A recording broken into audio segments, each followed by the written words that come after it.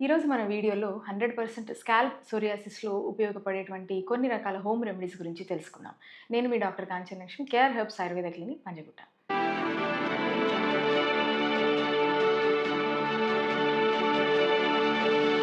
మొదటగా ఈ స్కాల్ప్ సోరియాసిస్‌ని గుర్తుపట్టుకోవడం అనేది ముఖ్యం.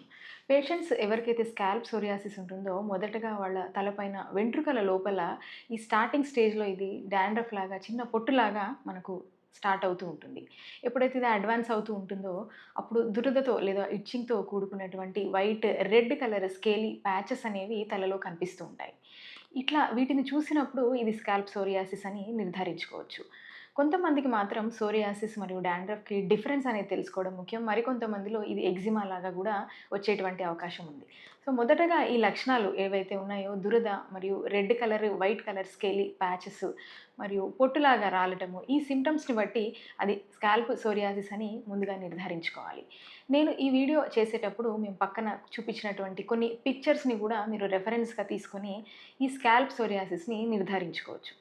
ఎప్పుడైతే ఈ స్కాల్ప్ సోరియాసిస్ అనేది నిర్ధారణ అవుతుందో, దీనికి కావాల్సినటువంటి హోమ్ రెమెడీస్‌ని ఎలా వాడుకోవాలో, ఎటువంటి హోమ్ రెమెడీస్ అవైలబిలిటీ ఉన్నాయో ఇప్పుడు మనం తెలుసుకుందాం. మొదటగా చూసుకున్నట్టయితే గనక కోకోనట్ ఆయిల్ లేదా ఆలివ్ ఆయిల్ రెండిటిని మనం వేడి చేసుకొని రూమ్ టెంపరేచర్‌లో ఉన్నప్పుడు ఈ ఫింగర్ టిప్స్‌తో గనక మనము తలపైన లేదా స్కాల్ప్ పైన మసాజ్ లాగా చేసుకొని వారంలో 2-3 సార్లు ఈ మసాజ్ అనేది చేసుకొని తర్వాత ల్యూక్వార్మ్ వాటర్‌తో గనక హెయిర్ వాష్ చేస్తూ ఉంటే తప్పకుండా ఈ స్కాల్ప్ సోరియాసిస్ అనేది బాగా తగ్గుతుంది.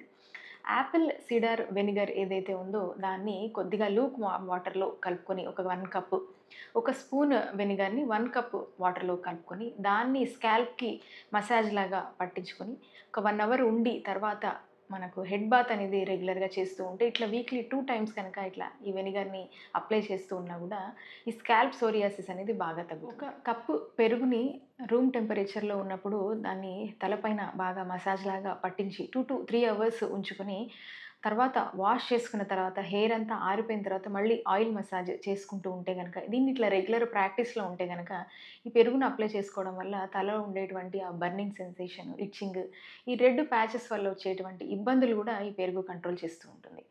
నాలుగవది ఏదైతే టీ ట్రీ ఆయిల్ అంటామో ఎసెన్షియల్ ఆయిల్ దాన్ని ఓవర్ నైట్ తల మీద మసాజ్ లాగా ఈ ఫింగర్ టిప్స్‌తో గనక అప్లై చేసుకొని నెక్స్ట్ డే గనక వాష్ చేసుకుంటూ ఉంటే గనక తప్పకుండా ఈ స్కాల్ప్ సోరియాసిస్‌ని మొదటి దశలోనే నివారించవచ్చు. కొంతమంది పేషెంట్స్ ఎవరైతే అడ్వాన్స్‌డ్ స్టేజెస్‌లో ఈ స్కాల్ప్ సోరియాసిస్ ఉంటుందో వాళ్లకు ఇదంతా నుదురు మరియు మెడ భాగము మరియు చెవి తమ్మెలలో గూడా చెవి వెనుక భాగంలో గూడా ఈ స్కాల్ప్ సోరియాసిస్ అనేది స్ప్రెడ్ అవుతూ ఉంటుంది. సో, ఎప్పుడైతే ఈ హోమ్ రెమెడీస్ వాడినప్పటికిని గూడా ఎవరికైతే స్ప్రెడ్ అవుతూ ఉంటుందో వాళ్ళు మాత్రం తప్పకుండా డాక్టర్ కన్సల్టేషన్ తీసుకొని మందులు వాడుకొని మాత్రమే ఈ స్కాల్ప్ సోరియాసిస్‌ని కంట్రోల్ చేసుకోవాలి. మీకు గనుక మా వీడియో నచ్చినట్టయితే తప్పక మా ఛానల్‌ని సబ్స్క్రైబ్ చేయండి.